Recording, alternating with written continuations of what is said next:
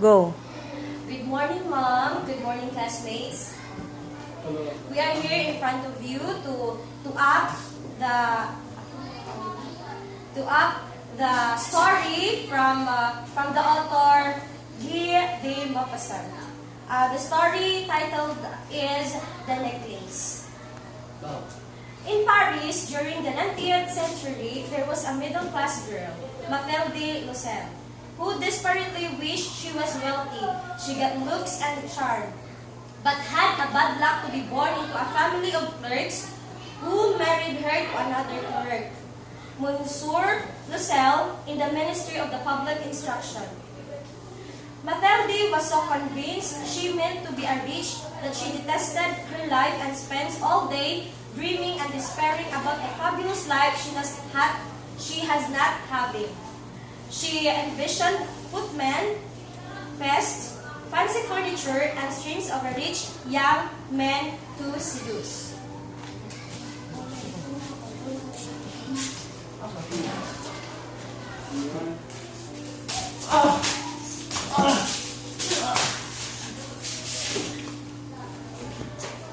One day, Mr. Lucelle came home with a fancy ball and thrown a fancy ball invitation from his boss. Come in, love. I have a surprise for you. Oh, what's that? I'm so excited. I have an invitation to a fancy ball from my boss. I had gone to home to get this.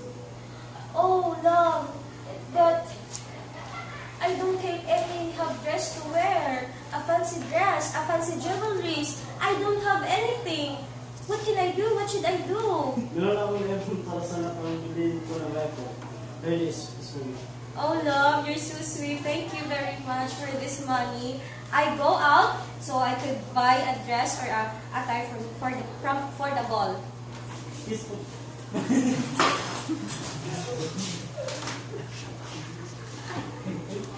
The Mathilde first reaction was a throw at a fee. She didn't have anything to wear and couldn't possibly go. As you can see, as he acted, her husband was upset to her displeasure and using money that he was saving to buy a hunting rifle.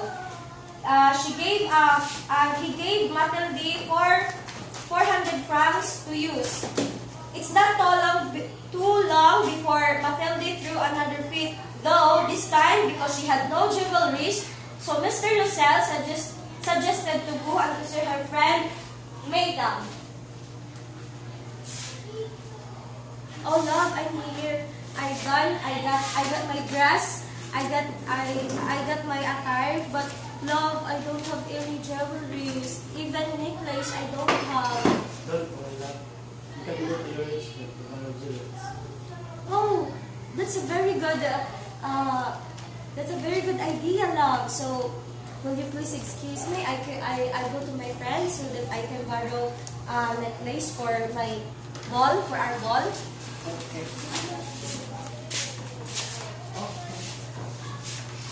Hi, Madam Forster. I have something to favor. Can I borrow a necklace for a fancy ball?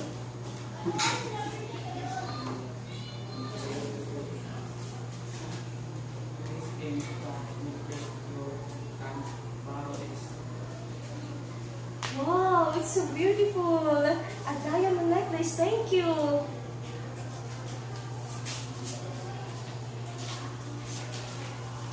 Mathilde went to Madame Forster, and she was in luck. Mathilde was able to borrow a gorgeous diamond necklace. With the necklace, she's sure that she was be a stunner. The night of the ball arrives. The Mathilde had the time of her life. Everybody loved her and she is absolutely admired. She and her husband did not leave until 4 a.m. and dancing in the ball.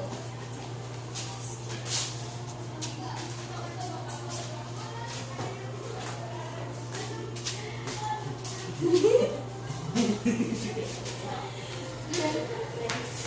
4 a.m., they go home and ay, suko.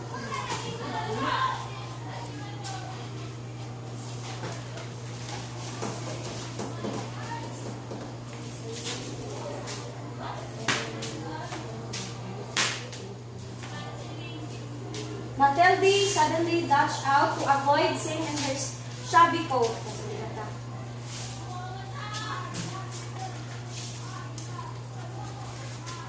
But once back at home, Matilde made her fine discovery. The diamond necklace was gone. So, Mr. Lucelle spent all the next day and even the next week searching the city for the necklace, but found nothing. It's gone.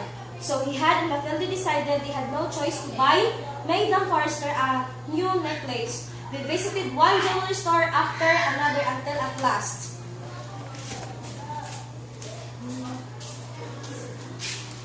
Oh my God, they don't have any jewelry that it looks like Forrester's diamond necklace. What should we do? No. Oh, here! It's not like the diamond necklace that I got with what made them for Forrester. Unfortunately, it's 36,000 francs. Mr. Lucelle went possibly into a debt, and the both necklace and Matilda returned it to Madame Forrester. Buying the necklace catapulted to the Lucelles into poverty for the next 10 years. They lost their house, their maid, their comfortable lifestyle, and on top of it all, Matilde lost her good looks. And after 10 years, all the debts were finally paid, and Matilde was out of the hunt in a town. They just came across Madame Forrester, rich and beautiful as ever. Matilde decided to tell Madame Forrester the sad story of the necklace and her 10 years of poverty, and she did. May pay. May pay.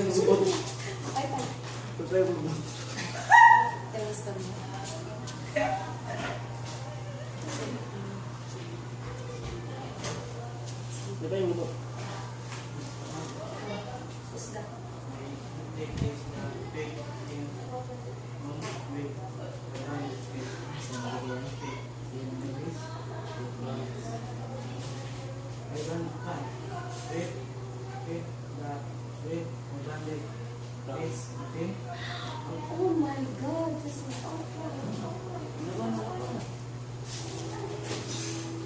That's all, Mom. Okay, very good. Clap your hands.